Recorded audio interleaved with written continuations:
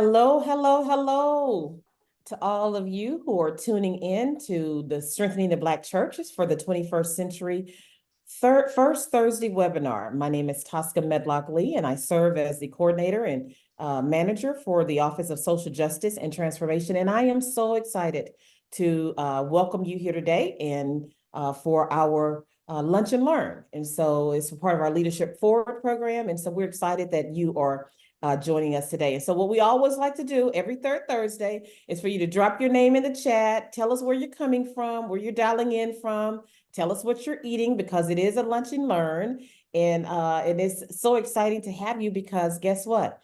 We have a really fun day planned for today, and all of us will learn something. So, oh, I see I have Atlanta, you're eating a salad. So where are you from? Jump in the chat so that we can move quickly to what our topic is for today. Dr. Bowie, what are you eating? So believe it or not, I want to say good afternoon, everybody. I am drinking some room temperature water. I hadn't had lunch yet, but I'm looking forward to getting this food for the soul. I'm looking forward to getting this food for the soul. Yeah. Awesome sauce. So tell us what you're eating, but let me just tell you a little bit about Nashville. I see you. You got you some carrots and stuffed chicken. So today is, again, every third Thursday, you'll find, and if you're part of SBC 21, if you've gone to our website to join our newsletter and our resource list, then you will get emails about what we call Leadership Forward. It is a third Thursday every month, and we are doing what's called Lunch and Learn. And so we're excited that you're here, and we try to bring you topics that will help you be relevant, that will help you improve in your work, in ministry, and how you're serving your congregation. And most importantly, as leaders, that will help you lead well. And so today I'm excited because by popular demand, we have Dr. Cynthia Bond Hopson back with us. Yeah, by popular demand. I say that because we ask you what you would like to have. And as we enter into this National Mental Health Awareness Month, we thought it would be good to really pause and take a moment to just come in and say, we see you, we feel you, we hear you, and here's some tips on how you can take care of yourself well. Before I introduce our speaker, I want Dr. Bowie to just welcome us and just kind of open us up with a brief prayer. Dr. Bowie? Well, thank you, Toska. Well, I want to say good afternoon, everybody, and welcome to our monthly Lunch and Learn webinar. I'm excited about what God is about to do during our presentation today. So before we get going on this mental health month, remember, as we prepare that as we continue to be moving towards, what's the word I'm looking for? Self-care. Remember, self-care, it's not selfish, it's sacred. So with that being said, let's pray. God, we thank you for this day. We thank you to God for our presenter. We just thank you to God for all those who are on this webinar. Now, God, speak to their hearts and let them know the power of self-care. Be with us now. In Jesus' name we pray. Amen. Amen. Thank you, Toska. Amen. Thank you so much, Dr. Bowie. And again, SBC 21, we're one of the ethnic plans of the United Methodist Church. And for those of you that are joining us that may or may not know the work that we do, you get learn more about us at sbc21.org. But primarily, we are here to resource you. We're here to resource our leaders and our laity and the Black church in general with resources to help us lead well. Our presenter for today, she says that when life gives you lemons, squeeze that little sucker and show them who's the boss. Okay. Now, guess what? I like that. You know, when not just make lemonades, but squeeze it and show them who's the boss, because you have control of that. So I'm so excited to welcome Dr. Cynthia Bond Hopson. She's indescribably wonderful. She's charming. She's efficient. She's amazing. She's confident. And most importantly, she has a knack. Yes, I'm talking about you, Dr. Hopson. She has a knack for making women feel seen and amazing on their own journey towards self-care. She is liberating. She helps us discover who we are. She uplifts us. She's a mentor. She's a best-selling author. She's a scholar. She's a truth teller. She's a columnist. She's a podcaster. She is all of that. And I am so excited that she is here to offer us some information on how we can lead ourselves well, how we can engage in self and soul care. And one of the things that I am interested in learning, what I want you to do in the chat, I want you to drop in the chat, what do you want to learn today?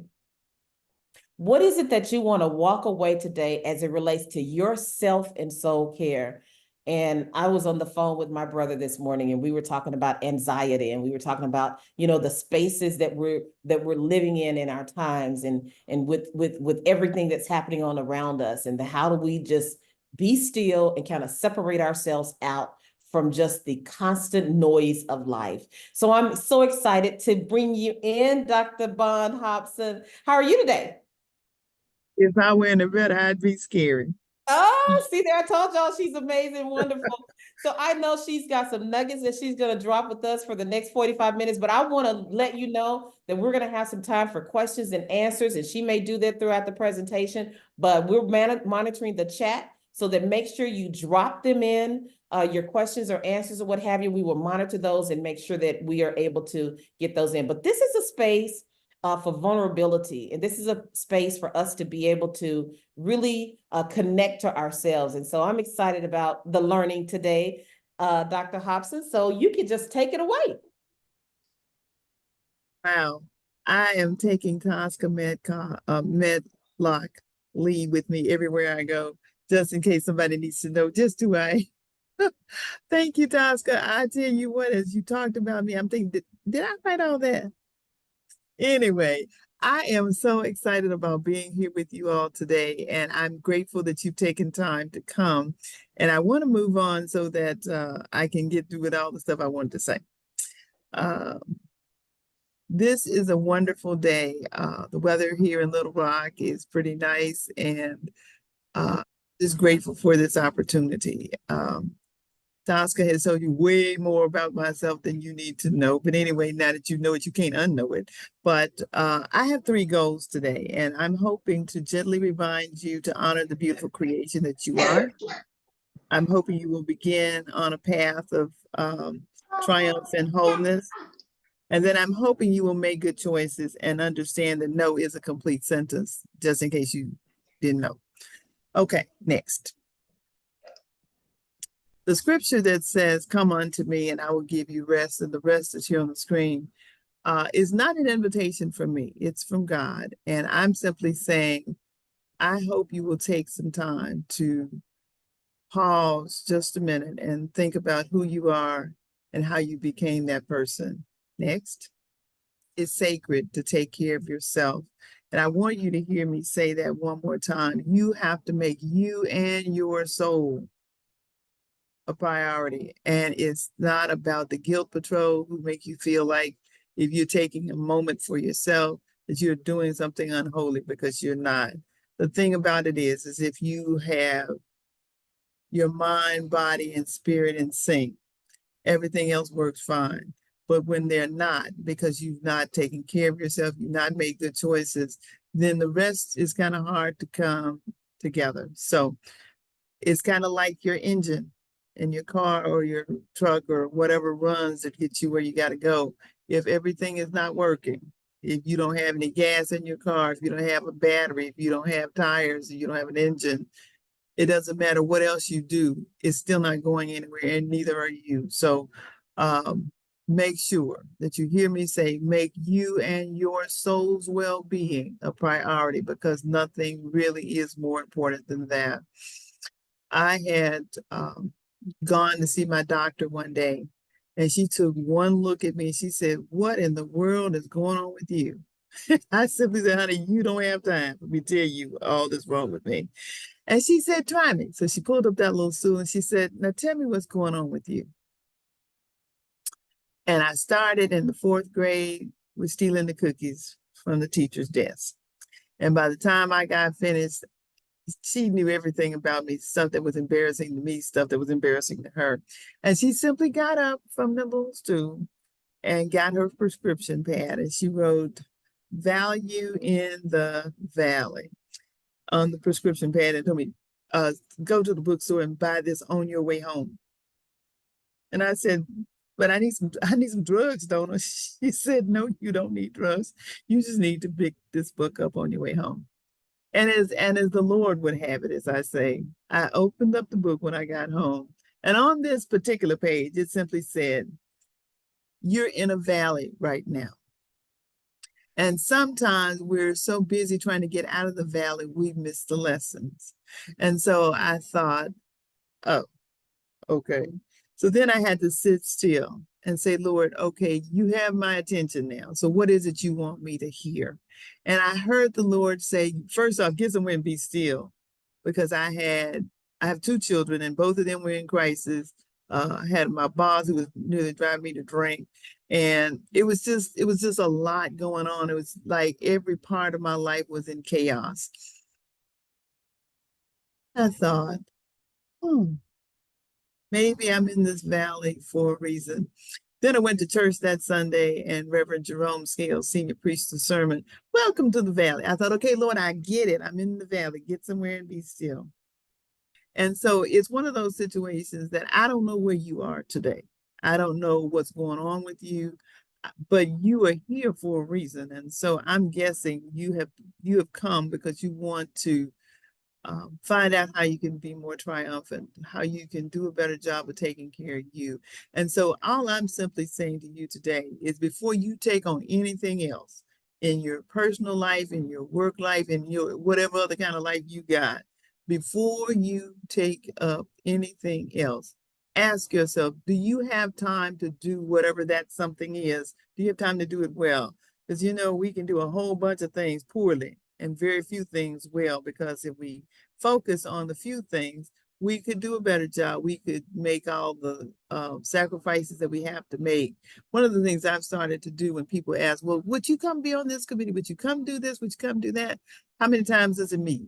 And if you tell me it meets more than 4 times a year, I'm not the one you're looking for, because if I'm in meetings all day at work, the last thing I want to do at night is go to another meeting. And so I simply say, no, not right now, or no, period, because no is a complete sentence. You don't have to put a comma behind it. You don't have to make any excuses. It is what it is. And so ask yourself and be honest. Don't try to fudge and make up something. Well, I could probably do it if I went on my lunch hour. Listen, ask yourself, do you have time to do this thing well? Yes.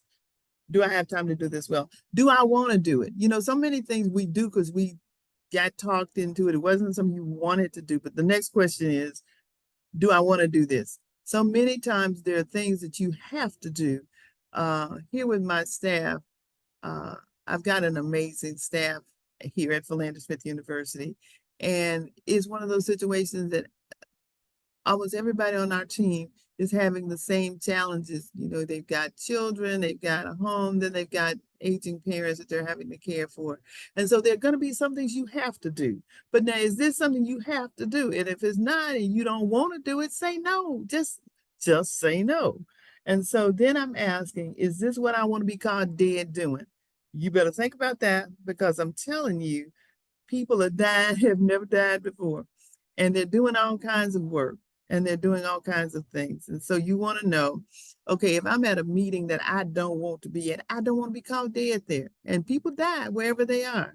They just drop dead. And so you want to ask yourself, is this something I want to be called dead doing? What I want to be called dead doing is the things that I love, like traveling or hanging out with my grandchildren and hearing their wacky stories. Those are the things I want to be called dead doing. I don't want to be at a meeting I don't want to be at a meeting I don't have to be at, spending time with somebody I don't like. Think about it. Think about it. I'm simply saying, before you take on anything else this year, ask yourself these questions. And then if the answer is no to any one of them, just say no. And then I think at the bottom of that page that was telling you to turn off your phone and put it on do not disturb, you and your phone should not be joined at the hip. I'm just simply saying, you and your phone should not be joined at the hip. But if you'll sit down almost anywhere and you have a moment to wait, if you look around, almost everybody's on their phone. And I'm not hating on the phone. I want to go on the record to say I'm not hating on the phone, but I'm simply saying your brain needs some time to just think, just to rest, not to be engaged in any way, but just to sit and think. So consider that. The next slide, uh, talk to yourself and tell yourself kind things. In the morning when I get up, I remind something, girl, you just bad to the bone. And I sing that little song that goes with it too. But anyway, think about the things you're saying to yourself. Remind you how beautiful you are. Think about what a special creation you are. There's nobody else on earth like you. Even if you have a twin, there's nobody else like you.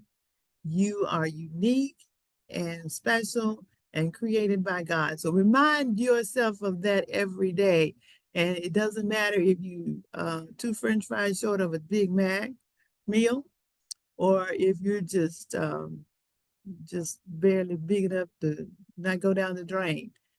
You are special and you are special to somebody. And so make sure you remind yourself of that. And I was minding my own business and I was reading the AARP magazine for this month.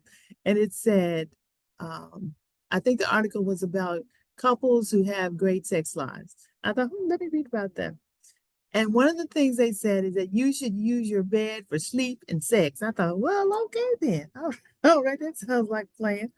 But I'm simply saying to you, if you have your laptop in the bed, you might as well have somebody else in your bed too. So put your laptop up and prepare to sleep. The next slide simply says that sleep is not something you do at the end of the day. It's restorative. You need to sit down and think about going to bed and then go to bed, and you need to get more sleep. I've had people tell me, I just get about 3 hours of sleep every night. Well, you may be getting just 3 hours of sleep, and you may be able to function very well on 3 hours of sleep, but your body really needs more time. It needs time to think about, oh, yeah, it was a pretty good day. This went well, that didn't go well. Plan for the next day. Think about what you want to do. Think about the things that you could do. It's amazing how much more you can do when you plan and make a list of what you want to get done rather than just kind of catch as catch can. So I'm simply saying, if you want to take a nap, take a nap. I think that's the thing I'm looking forward to in retirement is if I'm sleepy, I'm going to go take a nap. I think naps are angel kisses. And I think when you allow yourself a nap, it's just a refreshing kind of thing that happens afterwards. And so sleep is restorative and you need that. Your body needs time to regenerate because it's really so sophisticated. I mean, it heals itself. It's just amazing what your body can do. So I'm saying to you, sleep is restorative. So if you're in your bed, if you're reading just to relax so you can go to sleep or go wherever you're going, that's perfectly fine. But when you are in the bed with your laptop and your phone, it's very difficult for you to unwind and calm yourself down so you can go to sleep. And I want you to understand that that sleep you need is a gift from God because not everybody can sleep. Take something. I'm not advocating for you take drugs or whatever to sleep, but if you need to get some sleep, you need to do what you need to do. Sometimes we feel guilty when we're not busy doing something. But I want you to understand the time you enjoy wasting is it's not wasted if you enjoyed it.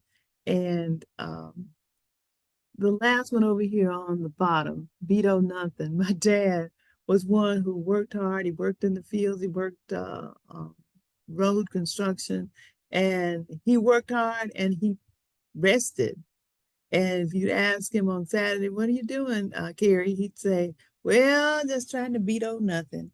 And I'm telling you, beat no nothing is it's okay. It's all right. It's not a crime if you just do nothing. Just sit and do nothing.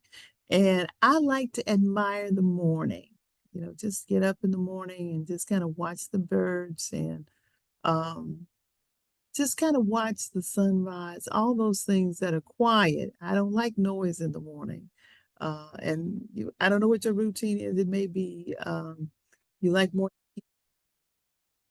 quiet because the Lord and I have lots of stuff to talk about. We have lots of plans to make. And so I like the quiet, but it's important that you eat well.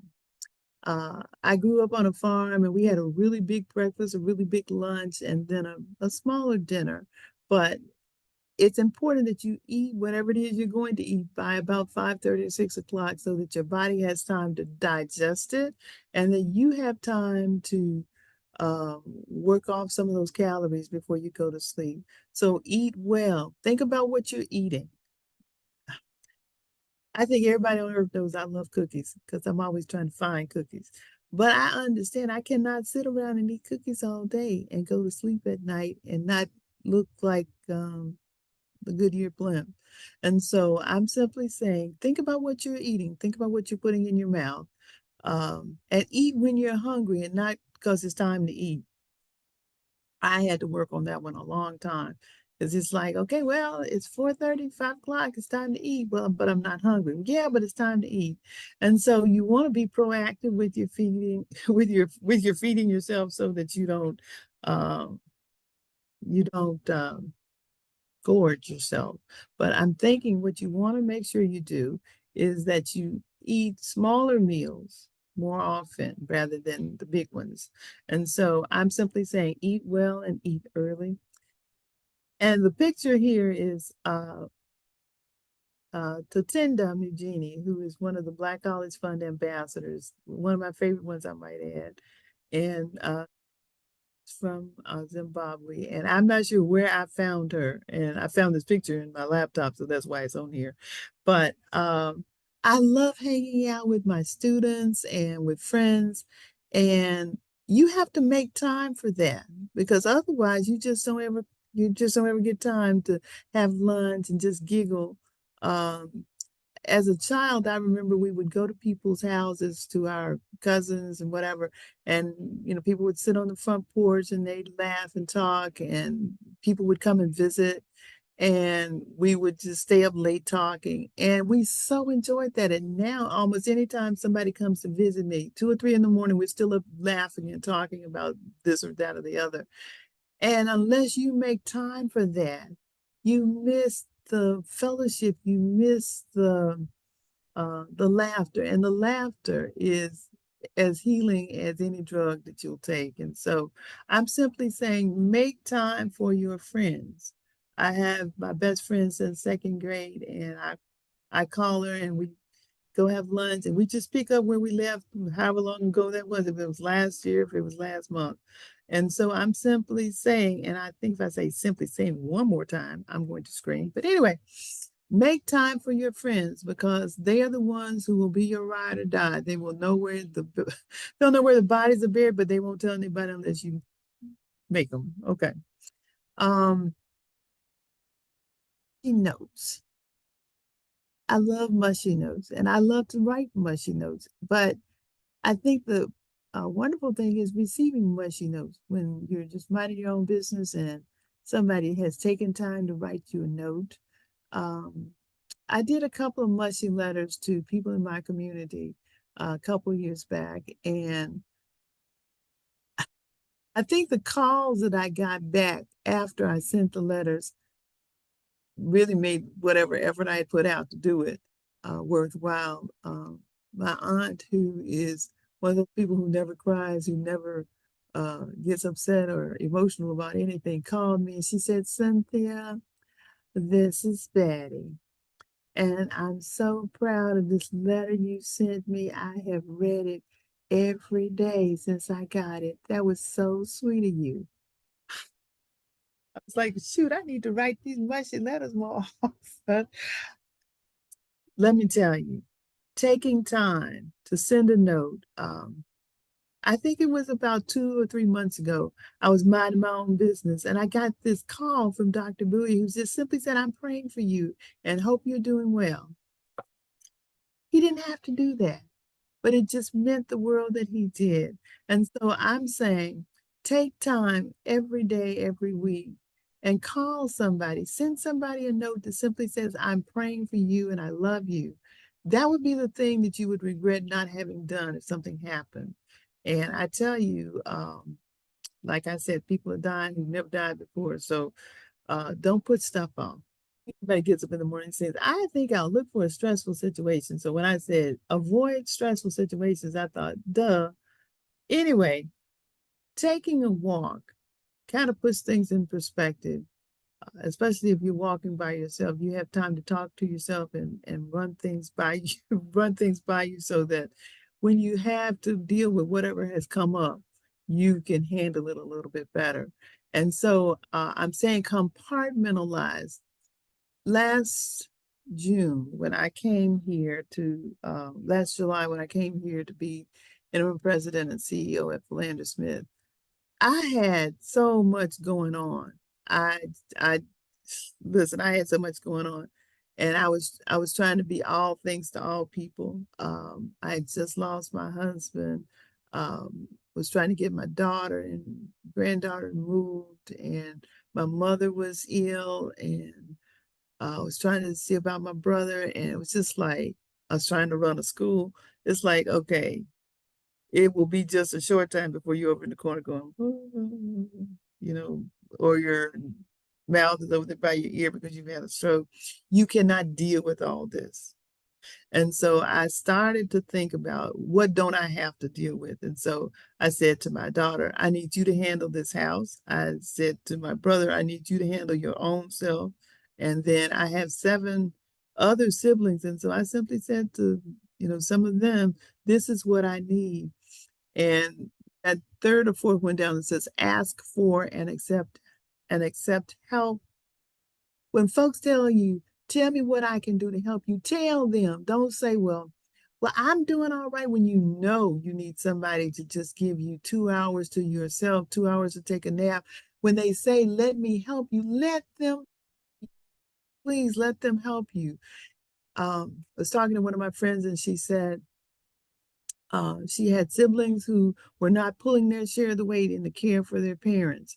And I said, well, have you said what you need? Well, they know what I need. Well, they may know what you need, but unless you say, okay, on Friday, I need you here at 4 o'clock because I need to go get my hair done and I just need to get somewhere and be still. And so I need you to come and take care of mom. And it's amazing what happens when you tell people specifically what you need them to do. They actually do that, or they come up with some excuse and say, well, okay, fine. If you can't do it, find somebody who can. And it's one of those things, it's called accountability. I think it's important that you hold people and that you hold them accountable. That's Bishop Ken Carter with a D, who says, hold people and hold them accountable. And this is one of those times when people ask you, what can I do to help? You ought to have an answer. And it's not wrong for you to say, I don't know. I don't know. What do you think would be helpful? Because sometimes when people ask you stuff like that, well, tell me what you need. I don't even know who I am today. I don't know how I got here. So don't ask me, what do I need? I don't know what I need. It's one of those things when you think about what would you need? What would you need? You might need somebody to bring you some food. You're hungry, but you don't feel like cooking. You don't have the mind to cook. And I tell you, you shouldn't be cooking if you don't have the mind to do it. I'm just simply saying, honey, what you can concoct is not fit to eat. Anyway, I diverse.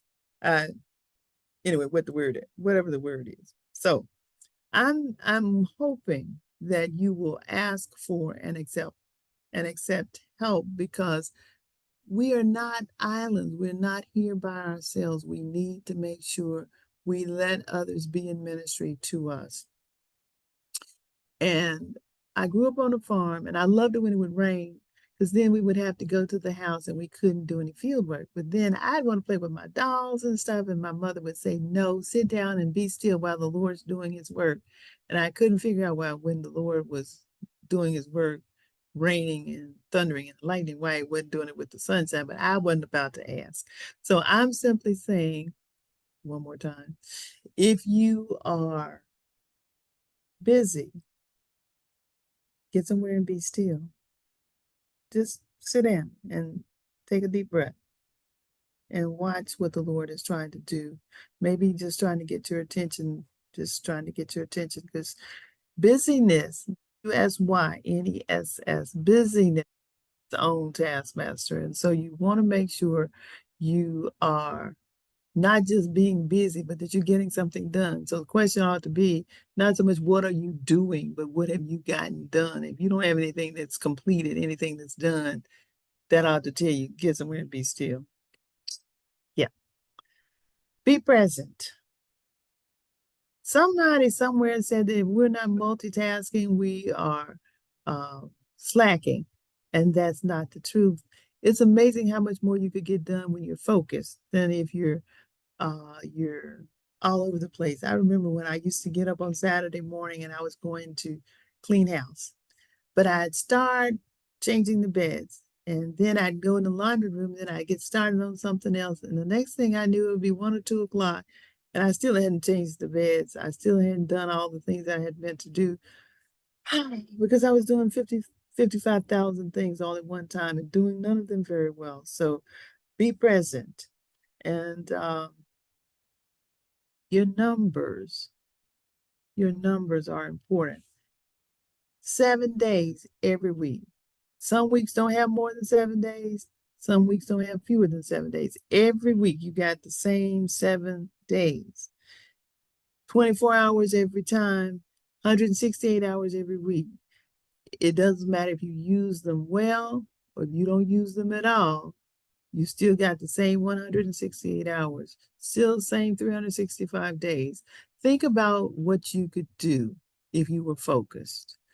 It's one of those situations that I understand if you read every day about a subject, in a year's time, you can be an expert on almost anything. And so if you decide that you are going to learn something new every day. And people tell me all the time, I've always wanted to write a book. Well, have you started? Well, no, but I've always wanted to write a book. Well, write a page every day, even if it's no good. Think about it. You're going to have 365 pages at the end of a year. And there's got to be something in there that's worth reading, unless you just are not a good writer. And I don't suspect that's the case. So your numbers, 7 days every week, 24 hours every day, 168 hours every week, 365 days every year. And then in leap year, you get an extra day. So make sure you are paying attention to your time. And I have tried it. I have tried it. I have tried it. You can't buy time. You cannot. If you wasted it, it's gone. And if you need some more, people say, if I just had another day, well, what would you do with it that you didn't do with the other 6 or the 7? Nothing. You just be more busy doing whatever that is that makes you wild and crazy. Take a deep breath. Decide what you want your day to look like and stick with that. Stick with that. Okay, next slide, please. I thought this one was pretty good. Habits are like rabbits, they multiply quickly. Good or bad habits. If you've got a good habit and you can have more of them, more power to you. But if you got bad habits, if you're always late, stop being always late. I have advocated starting out 11 minutes earlier. There's nothing magical about 11 minutes earlier. It just simply sounds cooler than 5 minutes. Anyway, start out earlier because as I just said, you can't buy time. I don't care how many 5 minutes you need. If you wasted them, you don't have them to have. So habits are like rabbits. They multiply quickly. So make sure you have good habits. It takes about 21 days to create a new habit. And so if you've done something that you really enjoyed and you want to do more of that, do that. In the mornings, I'm doing something with my time and I can't quite figure out what it is. And so what I've started to do is time. Okay, how long am I in the bathroom? How long is it taking me to put on my face? What is it I'm doing with my time? Because I'm doing something that's not working. And so you may just need to do some analysis to see what kinds of things are going on. But for habits and make sure you focus on that for 21 days. And once you got it for 21 days, it's yours. And same thing with bad ones. So I'm simply saying, habits are like rabbits. They multiply quickly. There's another line that should become, yes. Be careful what you put in your mind. Be careful what you put in your mind. Some stuff just doesn't deserve space in your head. What other people think about you is probably very little if you want to know the truth about it. But if you're sitting around worried about what somebody's going to say about something you've done or something you said, you can't control what other people do. You have to do what you can do. And that's what you're responsible for. What you think, what you do, and what you say. You're responsible for that. What happens to somebody else is not your fault. You can't control what other people think. If they don't think you're cute and they don't and they think you're fat, that's their problem. Trust me. And here's one of my pet peeves. I was talking to ran into one of my high school classmates at the store one day, and she said, "Girl, you gotten so big, I didn't hardly know who you were." And I said, "Yes, and it's good to see you too." That wasn't what I was thinking, but that's what I said. And I'm thinking to myself now, you were also over there in the women's section where I was buying my clothes. So it's not like it's a mystery how we got to this size. um, be careful what you say to people. If you cannot say something nice, just don't say anything at all. I like to put it this way: when people leave you, do they feel smaller or do they feel taller? And my goal is always to make them feel taller and to think, every time I see that Cynthia Hopson, she always has something nice to say to me, and I love to see her. That's what I want people to say. Now, if that's not what they say, I can't do anything about that except stop being mean and nasty if I'm being mean and nasty. Um, but some stuff just doesn't deserve space in your head, and what other people think is not your business. It's not your concern today. Next. Pain is information. And you've seen be present one time before, so I guess that means I really want you to be present. Pay attention to what's going on with your body.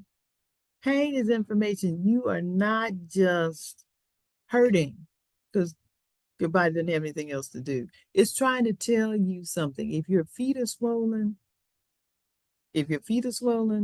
something's wrong. Go see about it. I was laughing with my husband one day. I asked him, uh, did his nurse practitioner check his prostate? He was like, I don't know her like that. And I thought, well, you need to know her like that. Men, please go see about yourselves. We need you. Early detection for prostate cancer and all other kinds of things, breast cancer, all those things. That's information. That's more time you get to spend with your family. And we need you. So pay attention. If you're not feeling good, if you know you need to change your diet, if you know you need to get some exercise. Listen, one day I looked at my Fitbit and it said I had done 256 steps. I thought, oh, okay, Houston, we have a problem. But I knew I had been sitting at this desk. And so now I've decided my lights are on a timer. And if you don't have any motion, they go off. And so I've decided from now on, every time my lights go off, I'm going to get up and I'm going to walk the campus, because otherwise I just sit here at my desk and not do the exercise that I know. Listen, the creaky knees told me pain is information. You got to get up and you got to get moving. Okay, so what else is next? Let's see. Let me tell you, if you don't mop the floor every day, if you don't dust every week, if you don't, okay, fill in the blank.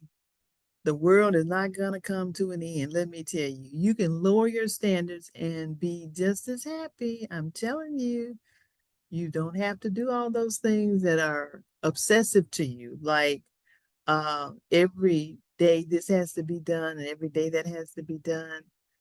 I'm simply saying, lower your standards. Whatever has to be done, do that. But some of the stuff we're doing, like I like my sheets folded a certain way. I like my towels folded a certain way.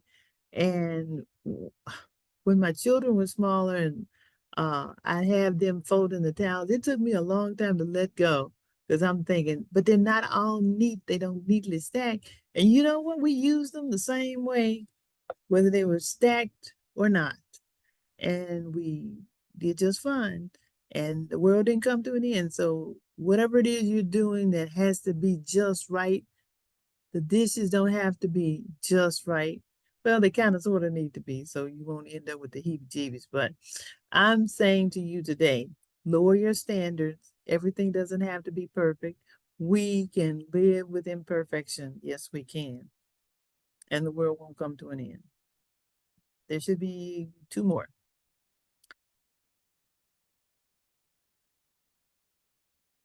Always wanted to do that. It's always at the back of your mind, but you haven't done it. Is it you need to finish a degree? I hope so, because we have a degree completion plan here at Philander Smith that we can work with you on. I couldn't resist that commercial. Anyway, refuse to live with regret. I would much rather try something and have a story that talked about what happened when it didn't work or if it did work than to say, well, I sure wish I had done this. I sure wish I had done that. Refuse to live with regret.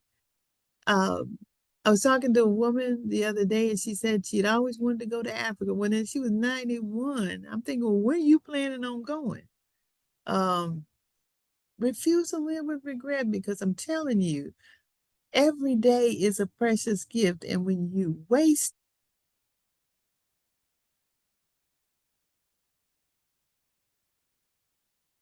so many things that I have done that I couldn't have afforded to do, but I just thought, well, I'll let something else go and I'll do that. My husband and I did all 50 states, 6 continents, and I'm just as happy as I could possibly be. If I died tonight and I'm happy, I'm happy. I don't have anything else that I have to get done. Certainly, there are things I want to get done. I want to go to Paris in the spring and um, take a ride in a Corvette. You know, there are things I'd love to do, certainly. But um, when I'm 96 and sitting on the front porch rocking with my great grandchildren, I want to tell them about the time when I tried horse in Mongolia. I want to tell them about the time when I ate alligator in New Orleans. I don't want to live with regret. I don't want to live with the fact that there's so many things I could have done if I hadn't been scared, if I had put it off, if I had procrastinated. So I'm telling you today, don't die with the song inside you. So much of what you want to do, you could do if you simply sat down and thought about it, if you simply planned it. So I'm simply saying to you one more time, do that thing. Don't die with the song inside you. And then there should be one last one that says, go on a vacation and spend your own money. I've said to my children, if I have any money left when I die, you are perfectly welcome to, but I'm not going to not do anything that I think I want to do just so I can leave you some money. Ain't gonna happen. Let me tell you, my mother had a cedar chest, and in it she had all her really nice things, all her little frilly blouses and things that were really too nice to wear on the farm. I understood that part. I did. Um, but every year at her birthday party, she would get these gorgeous towels and sheets and things. And she really thought too much of them to use them. So she put them in our little cedar chest. And I guess it would be about every 6 months, we'd open it up and we'd unfold them and ooh and ah over them. And then we put them back inside. And one day I went to visit and the face cloths and towels were almost threadbare. And I thought, where are your really nice things? And she said, well, I hate to use them. Let me tell you, use your own stuff. Use your own stuff, because what's going to happen is those nice sheets and towels, Pookie and Ray Ray will have them next week outside washing the car. They're not going to love and care about your stuff like you love and care about your stuff. They're not going to think too much of it to use it in the ways that it wasn't intended. So I am telling you today, go on a vacation or do that thing you've always wanted to do. Spend your own money. I mean, if you want to leave it all to Philander Smith University, I'm happy to do that. happy to take it. If you want to leave it all to the Black College Fund, we're happy to have it. All I'm saying is stop putting stuff off and do what makes your heart sing. Do that thing that makes your heart sing. And I don't know if there's anything more I could say more poignant than live until you die. I don't know what else it would be. I'm telling you today, live until you die. There's a line from the movie Braveheart that says, every man dies, but not every man truly lives. And to make it more inclusive, every person dies. It's something, listen, when I was growing up, they would say, well, it's something everybody's got to do, and it is. You gotta die. But you don't have to live fully. You don't have to live triumphantly, but I'm hoping you will, because that's what God has created us to do. He has given us a beautiful world to enjoy. I think about my drive into work every morning. There are mountains and there are rivers, and it's just like every day the Lord just says, oh yeah, let me show out today. And I try to make sure that I appreciate the sunrises and the sunsets that I get to have, and the pitter patter of the rain on the rooftops, because life is short. It's a beautiful thing, and life is short. So I'm asking you today to take care of your heart, take care of your soul, take care of your mind, because they're very fragile and very precious. And so today I'm thanking you for taking your time to tune in. I'm here for asking questions or for answering questions. You can ask me questions and I will answer. That's what I'm trying to say. Um, but I want you to understand that the life you save may be your own. Yeah. That is so amazing. Thank you so much. I'm telling you, I got so many nuggets from there, from listening to this. And I will want you to know, Dr. Hopson, your just the presentation and your calming spirit for the last 40 minutes have really put me into a good space. And because, there's so much noise around us and anxiety, and it's so many things that's going on in our head. And even your tone allowed my brain to just slow down Wow. in listening. So I want to thank you for your expertise. I want to thank you for your passion for self-care. I want to thank you for the nuggets that reminds us to live until we die. Yeah. Again, to our shifters that's in the chat, if you have questions, just drop them in the chat and I'll make sure that we get them over. This presentation has been super helpful, says Kathy Zimmerman. One of my questions is, how important or not important is your truth telling in taking care of our soul? And I say that, and this person, Miss Stephanie, has dropped that question in there, and it immediately reminds me that we are often quick to say, oh, how are you? Oh, I'm doing really good, thank you. How are you? So how important is our truth telling as it relates to taking care of our soul? It irritates me when I'm out shopping and the sales clerk will ask me if is there anything I can do to help? And then they keep moving. I thought, well, what happens if Listen, let me tell you, most of the time when people ask me, how are you? I answer their question, and then usually they'll stop and say, huh? And then, well, you asked me how I was. You probably need to understand that the truth telling, you're just telling it to yourself, because somebody who asks you, unless they hold still and say, tell me how you really are, they don't really want to know. Absolutely. And I hate it when people use it as a greeting. How you doing? You don't really want to know because you kept moving. Yeah. And so I try to make sure when people ask me that, I said, well, you asked how I was, so I was answering. Yeah.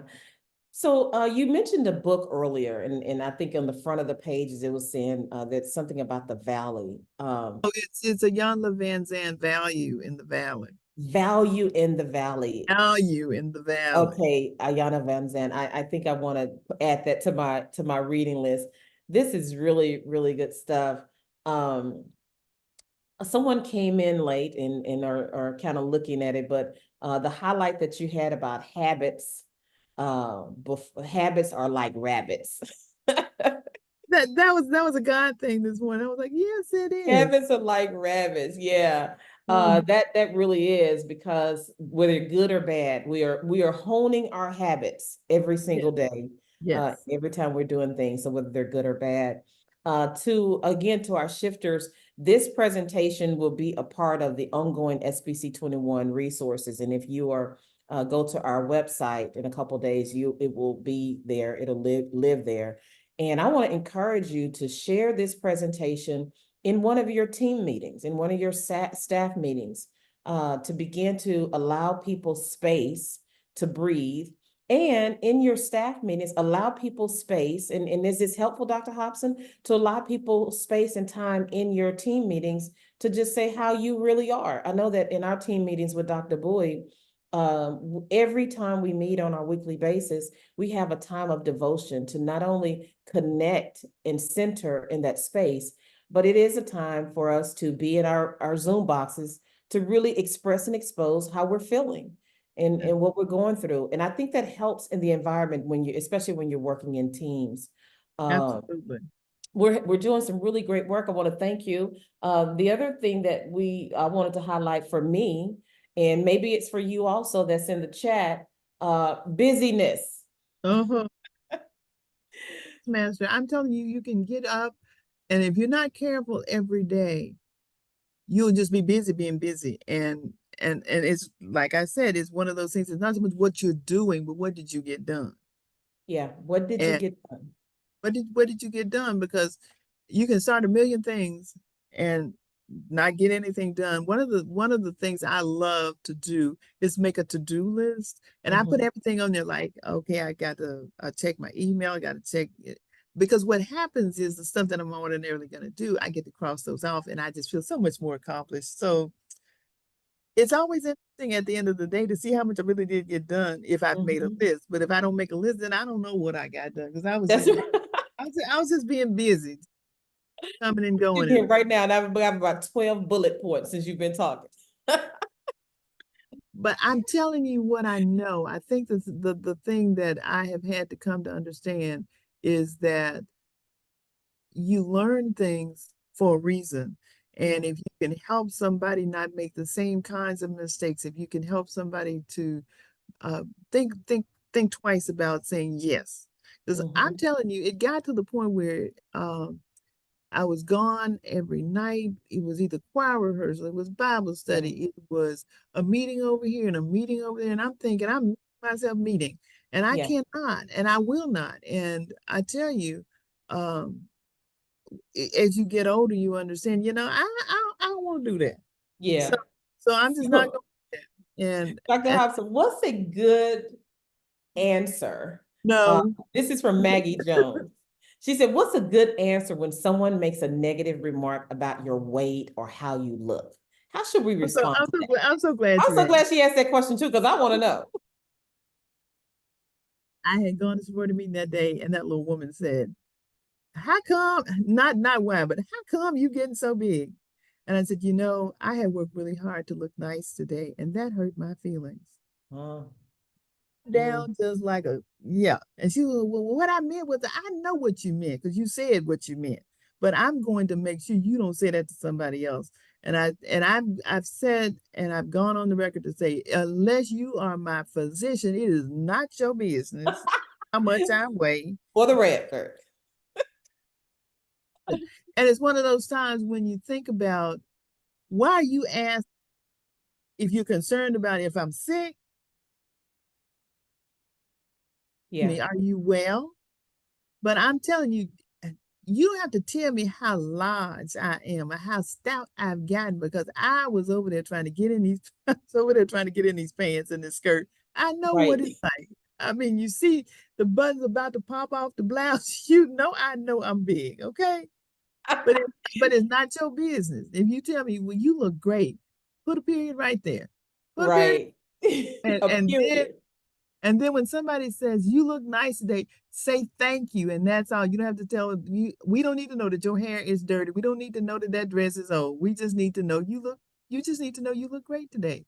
And that's all I guess. That's it. That's all. So there's a question in the chat that says, what is your soul care and how have you practiced it on your self journey? Give us what's your practices? Telling myself every day, just reminding myself, God took time and made you. Don't you forget that. It's like, Yeah. okay. And I try to make sure that I read things that feed my soul. Mm. The scriptures that tell me um, what God has to say, and those gentle reminders. And I think one of the challenges for me is that I have been walking at least 10,000 steps a day, and I got off my routine. For me, it's a routine. If I break my routine, I can give it up. And there was a brutal murder in Memphis a couple years ago, and where I had been walking, I stopped because I was thinking, not too sure if that's safe. And so I've got to get back to walking 10,000 steps a day because it kept my diabetes at bay, kept my blood pressure at bay. And I'm one of these people who believes that anything that diet and lack of exercise cause, diet and exercise can fix. Because I keep telling my doctor, you're not giving me more medicine. I'm sorry. I'm not interested in more pills. And Right. so, but the whole thing about what am I going to do? I understand that I'm diabetic and I have high blood pressure. And so I have to be very careful what I do and try not to let folks work my very last nerve. That little nerve like that. I So didn't have but one and they worked that one. So I'm simply saying, trying to make sure that I don't let people push my buttons. I have said before, I'm like the Incredible Hulk. You wouldn't like me when I'm angry. That's why when you see me, people say, well, you're always happy. No, I am not always happy. right. You would not like So me angry. So we I got try not to let you go there. we got one last question before we kind of wrap up. In our busyness, at what point, how do we just stop and be still? And I appreciate that question because one of the things that you said that was a period behind it for me was get somewhere and be still. Just period. Get somewhere and sit down, get in the corner, you go over there. So, what's that one tip that you can tell us that can help, that we can do for ourselves to say, okay, stop. I love this. Okay, so what I'm saying to you is every month at the top on Monday or Saturday, find 3 days and write the word something on 3 days. So when somebody asks you to do something you don't want to do, you don't have time to do, you say, well, no, I'm sorry, I have something on my calendar. Because Yes. you do. Very good. Very good. And on that note, that means that you are creating these boundaries for Got your. to. I want you all to give Dr. Hopson a round of applause because that was a drop the mic moment. I really, really, really love that. Dr. Boyd, we are at the top of this lunch and learn Yeah. for this Thursday. And so that's all, says the clock on the wall. And you want to And, close us out? well, I hear another book, The Nuggets and the Words from Cynthia. I tell you, Doc, you did it again. Thank you for all that you do for us, for the body of Christ, and know that you are making a difference. When I was in the airport with you the weekend before your husband passed, we were talking about the book. You said you need to write that book. And I wrote a book called Dare to Shift, and you were very inspirational. Stephen Handy and myself wrote the book, and you were very strong influence behind that. So thank you. Know that what you say and do is making a difference. And I myself am better for it. So I love you. Remember that. And there's nothing you can do about it. So thank you all for taking in Lunch and Learn. Thank you, Thank you guys. I all want you so all to much. save the date for the next Lunch and Learn. Again, we meet every third Thursday, but if you go to the sbc21.org website, you could register right now for our next Lunch and Learn. You will be able to get this content and this webinar at our website as well. Again, as well as our YouTube page. Check our site frequently because we have information and updates and events going on all the time that can help resource you and your congregation, leaders and lays. So we appreciate your time and thank you so much for joining. Y'all have a blessed day. Thanks so much for having me.